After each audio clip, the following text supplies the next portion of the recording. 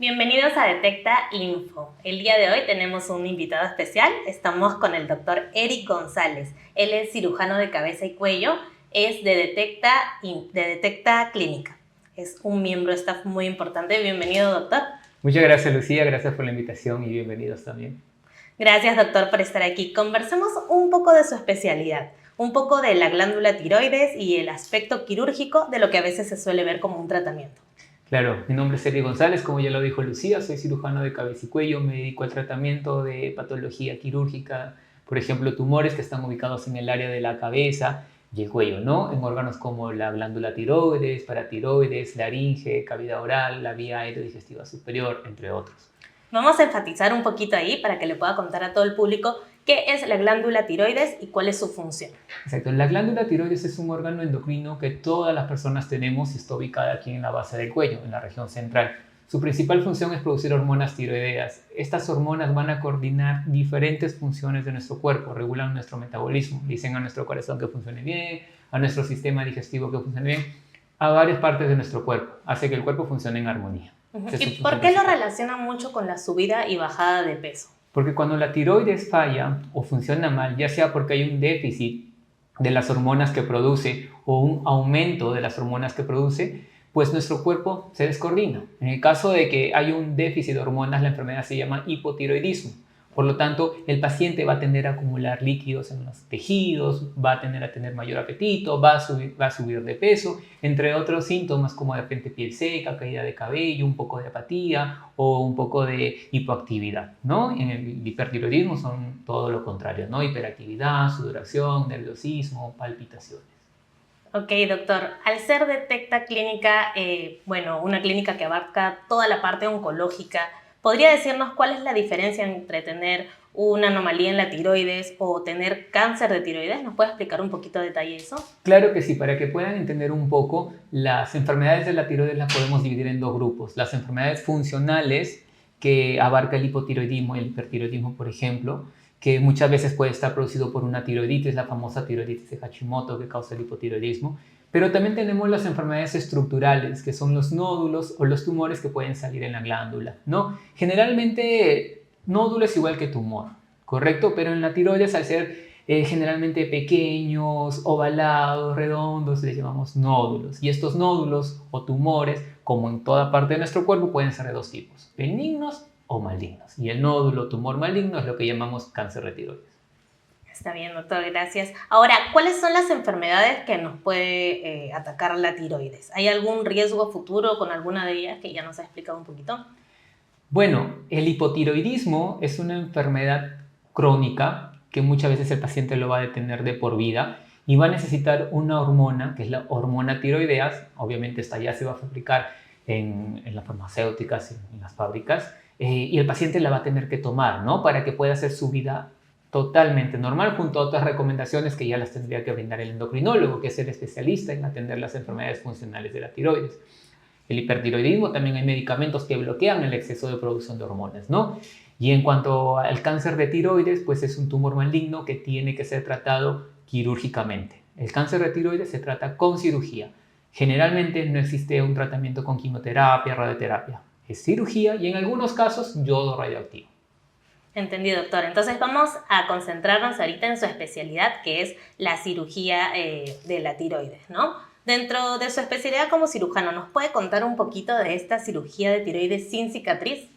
Claro, la cirugía de tiroides se llama tiroidectomía. Y la tiroidectomía, cuando nos enfrentamos a un cáncer, puede ser una hemitiroidectomía, es decir, sacar la mitad de la tiroides o sacar la totalidad de la tiroides, una tiroidectomía total. La tiroidectomía que siempre se ha realizado, desde siempre, que se realiza en muchos hospitales en nuestro país y en el mundo, es la tiroidectomía convencional o abierta, que se realiza a través de una incisión cervical.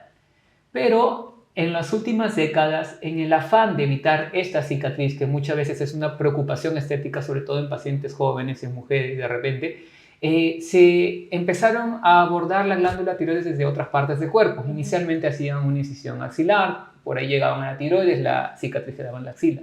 Pero desde el año 2015, a nivel mundial, se ha propuesto una nueva técnica, que es la tiroidectomía transoral endoscópica, que es operar la glándula tiroides, pero vía oral. por la cavidad oral. Hacemos una incisión detrás del labio y por ahí llegamos hacia la tiroides y hacemos la tiroidectomía. Obviamente la cicatriz queda oculta en la boca, el paciente es el único que sabe que tiene una cicatriz. Qué interesante, doctor. ¿Y todas las personas necesitan tratamiento quirúrgico o hay algunas que sí y otras que no? El cáncer de tiroides, el tratamiento es quirúrgico, correcto, así que a todos se les va a indicar el tratamiento de la cirugía, que puede ser, como ya te mencioné, hemitiroidectomía o una tiroidectomía total, ¿no? Va a depender del tamaño del tumor, de otras características que nosotros evaluamos al paciente en consulta. ¿Y si es benigno el nódulo?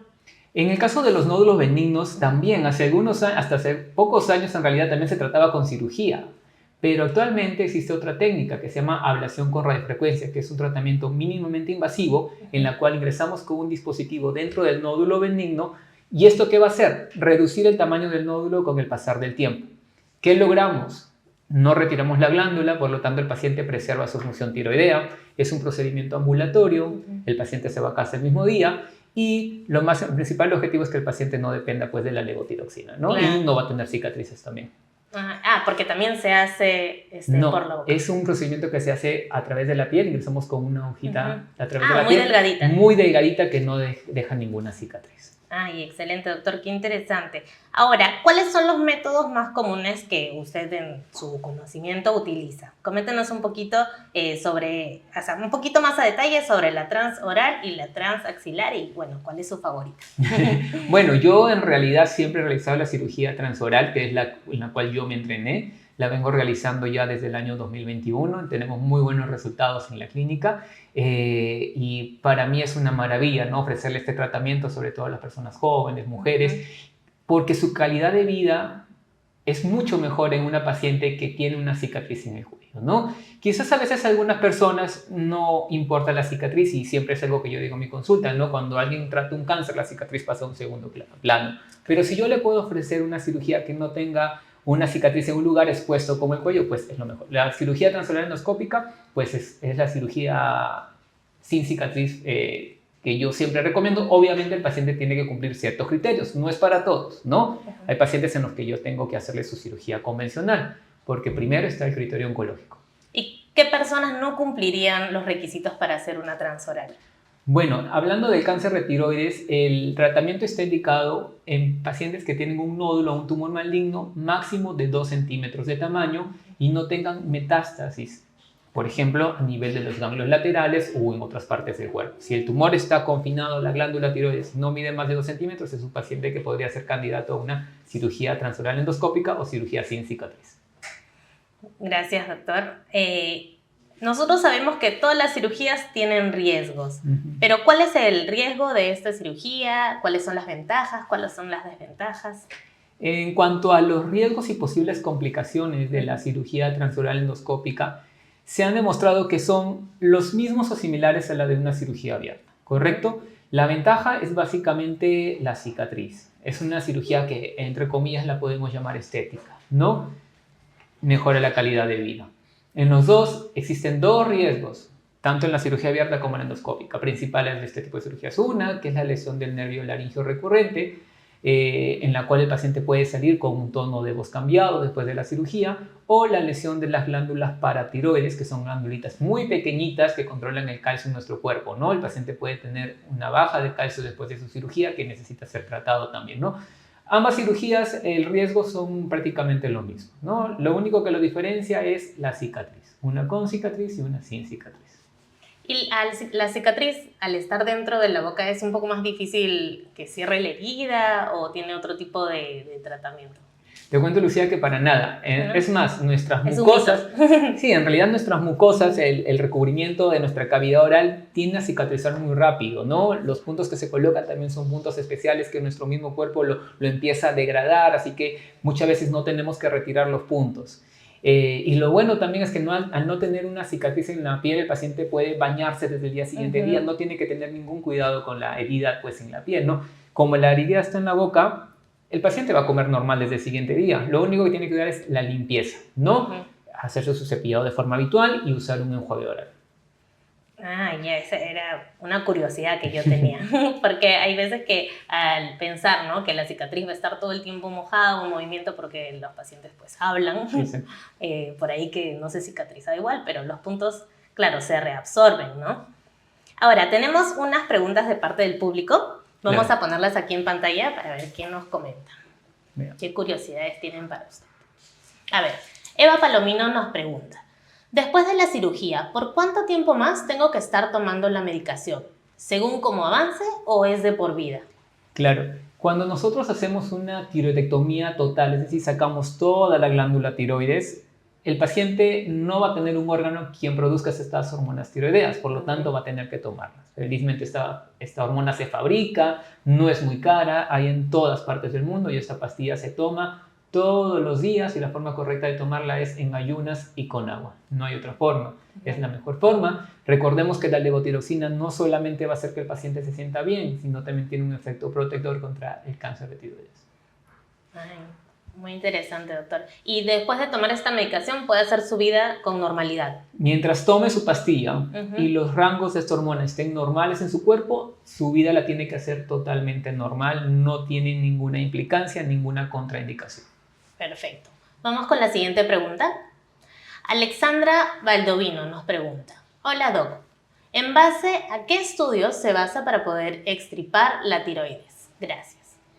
Bueno, el principal estudio para poder determinar si tenemos un nódulo tiroideo es una ecografía de cuello, ¿no? Una ecografía de partes blandas en las cuales nos va a permitir determinar las dimensiones de la glándula tiroides, ver si es que hay nódulos, las características de estos nódulos, porque va a depender de estas características y de su tamaño para poder ir al segundo paso, que es la toma de la biopsia, ¿no? Es una biopsia con aguja fina, es un procedimiento ambulatorio, rápido, no causa muchas molestias, en la cual se toma una pequeña muestra y se estudia. Y esto nos va a determinar si nos enfrentamos a un nódulo benigno o a un nódulo maligno o cáncer de tiroides. Ok, doctor, muchas gracias por toda la información brindada. Ya estamos llegando al final de la entrevista. Y bueno, probablemente no exista una forma para prevenir el cáncer de tiroides como tal, pero ¿tiene algún consejo para todo el público que nos está viendo, que le quiera dar tal vez para tomar ciertas precauciones en caso tengan alguna sospecha de cáncer?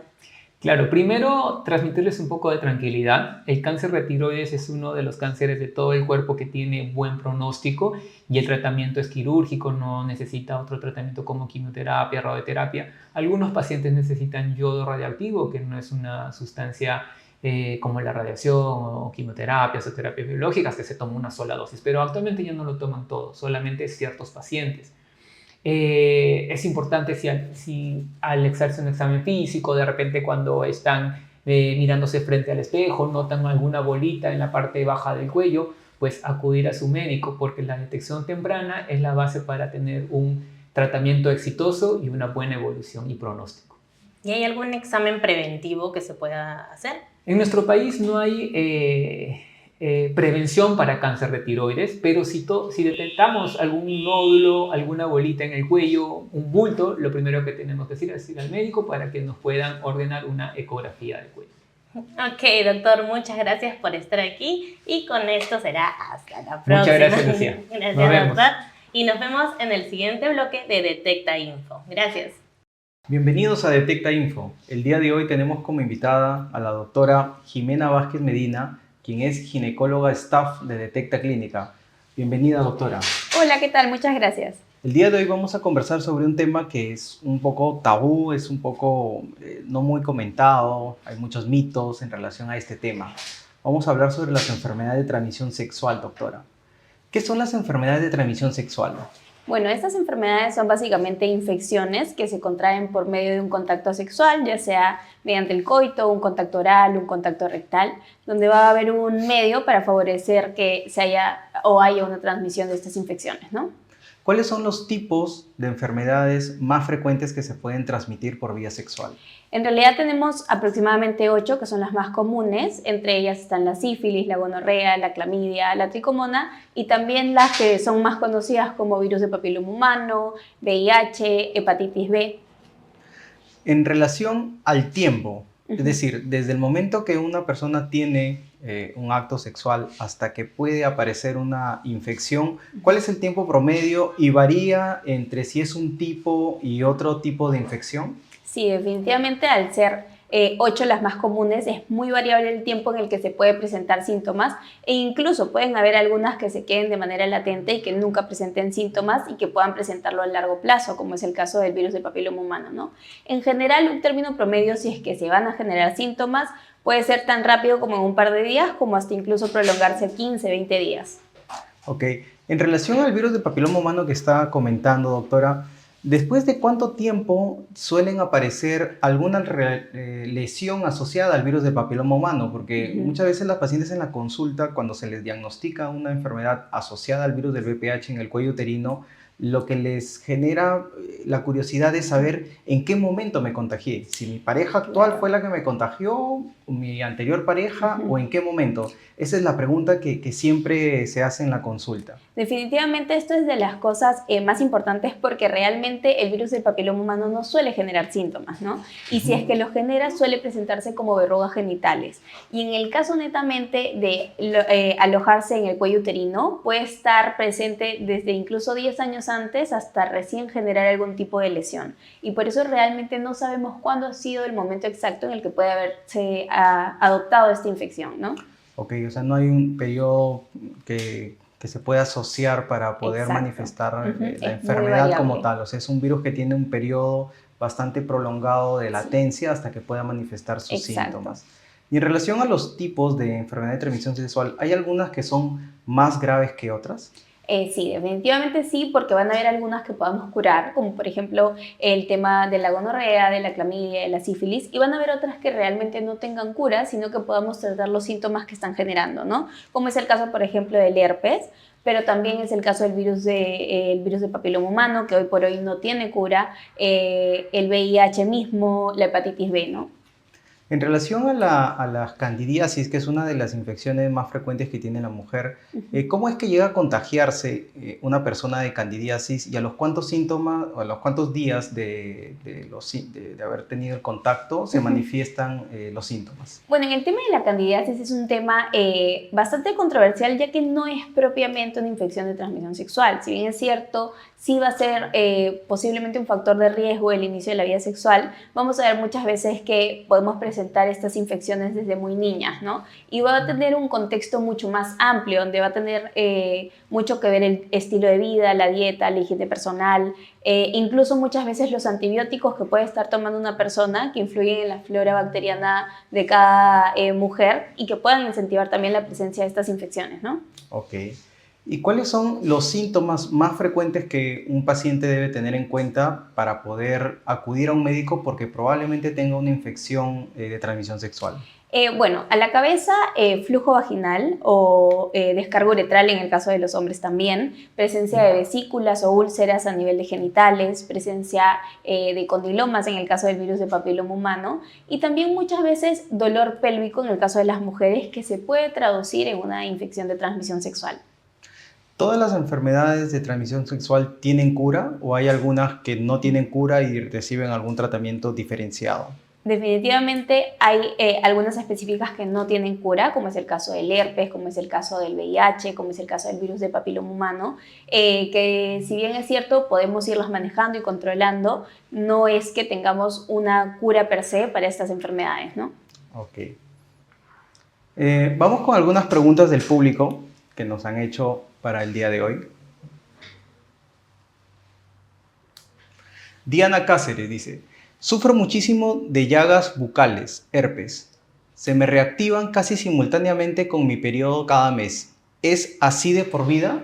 Esto es súper importante porque en realidad hemos hablado ya que van a haber algunos tipos de infecciones que no tienen cura y que va a tener mucha relación con los estados de las defensas o de la inmunidad del cuerpo, ¿no? Entonces, en el caso netamente del herpes, si bien es cierto, podemos tratar los cuadros actuales donde van a haber estas lesiones, ya sea a nivel bucal, a nivel genital, simplemente lo que vamos a hacer es tratar el cuadro actual, ¿no? Las molestias, el dolor, el ardor, las lesiones per se, digamos que podemos influenciar si es que comenzamos a dar el tratamiento desde que están las molestias un poco antes de que aparezcan las lesiones.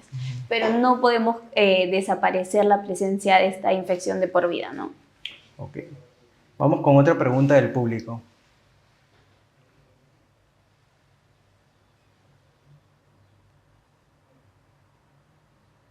Daniela Bravo, por favor, necesito saber por qué da clamidia. Según mi pareja, es porque tiene las defensas bajas. Necesito una respuesta. Gracias. Esa es una pregunta súper interesante porque la clamidia ya sabemos que es una infección de transmisión sexual y en realidad la clamidia, al ser una infección de transmisión sexual, va a estar presente en las personas y va, digamos, contagiarse ante un contacto, ¿no? Lo que sí es importante tener en cuenta y explicarle a los pacientes es que esta puede estar latente en más o menos el 10% de la población.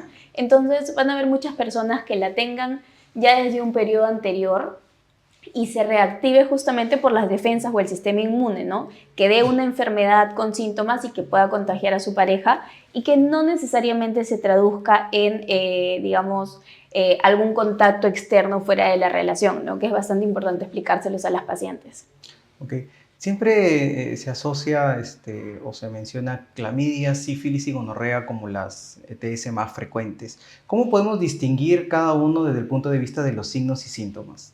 Bueno, en realidad, si bien es cierto, son las infecciones más frecuentes, va a depender de lo que genere, ya sea en la mujer o en el hombre, ¿no? Tal vez en los hombres es un poco más sencillo porque vamos a tener esta descarga uretral, esta inflamación a nivel del glande, pero en las mujeres estas infecciones pueden generar algo llamado enfermedad pélvica inflamatoria, ¿no? Que en términos generales genera bastante dolor e inflamación a nivel pélvico y que al examen clínico podemos observarlo y se va a asociar también a flujo vaginal con mal olor y este dolor, ¿no? Entonces es un poco complicado saber exactamente cuál ha sido el factor causal. Existen muchos laboratorios y exámenes auxiliares que podemos hacer para saber exactamente de qué se trata, pero en términos generales, hoy por hoy, lo que hacemos es tratar de manera global, porque muchas veces también hay más de un patógeno o alguno de estos microorganismos que puede estar generando el cuadro, ¿no? Entonces, lo que hacemos es tratarlo como enfermedad, como es el caso, por ejemplo, de la enfermedad pélvica inflamatoria. Ok, doctora. ¿Y existe alguna forma de poder evitar el contagio de estas infecciones? En realidad van a haber muchas formas que podamos tener en cuenta para disminuir el riesgo, ¿no? A la cabeza, el usar preservativos, si es que no conocemos la persona o el contacto que estamos teniendo. Intentar dentro de lo posible tener relaciones monógamas con una pareja conocida. Y también definitivamente en algunos casos puntuales existen vacunas, básicamente para hepatitis B y para virus de papiloma humano, ¿no? Lo cual es súper importante ya que al haber una prevención definitivamente tenemos que inculcar la aplicación de esta vacuna en nuestros hijos, en nuestros pacientes, en nuestros casos que somos los encargados de educar un poquito en la importancia de la vacunación. En cuanto al tratamiento, doctora, el tratamiento preferentemente se hace por vía tópica, es decir, con óvulos vaginales, o prefiere el tratamiento sistémico o combinación de ambos. Va a depender mucho. Como son tantas las infecciones de transmisión sexual, lo que tenemos que hacer es evaluar a la paciente, verificar los síntomas que está teniendo y orientar el tratamiento al cuadro que está presentando, ¿no? En el caso de las enfermedades pélvicas inflamatorias, solemos dar tratamientos sistémicos por bastantes días, con vía oral e inyectables, digamos, de manera combinada y por días prolongados, que son más o menos 14, ¿no? Y lo más importante que siempre se le dice al paciente es iniciar el tratamiento y terminarlo, y sobre todo tratar a la pareja, ¿no? Es algo definitivamente fundamental porque si tratamos una infección de transmisión sexual en una paciente y no tratamos a la pareja, probablemente en 1 o 2 meses vuelva a tener el mismo cuadro porque lógicamente el factor principal sigue presente, ¿no? O sea, siempre es un tratamiento a la pareja. Definitivamente sí. Siempre. Muy bien, doctora. Muchas gracias por toda la información. ¿Podría brindarnos tal vez algún último consejo para nuestro público? Creo que el consejo principal sería aprovechar el tema de la vacunación. El virus de papiloma humano hoy por hoy es de las infecciones de transmisión sexual más comunes que existen, que es el principal factor de riesgo para el cáncer de cuello uterino y también otros tipos de cáncer. Y al tener la vacuna y sobre todo tenerla en nuestro calendario de vacunación para los más pequeños, es importantísimo educar a nuestros pacientes para que puedan vacunarse y prevenir. Muy bien, doctora. Ha sido un placer estar el día de hoy con usted. Muchísimas gracias por su participación. Muchas gracias. Y nos vemos el próximo lunes en Detecta Info.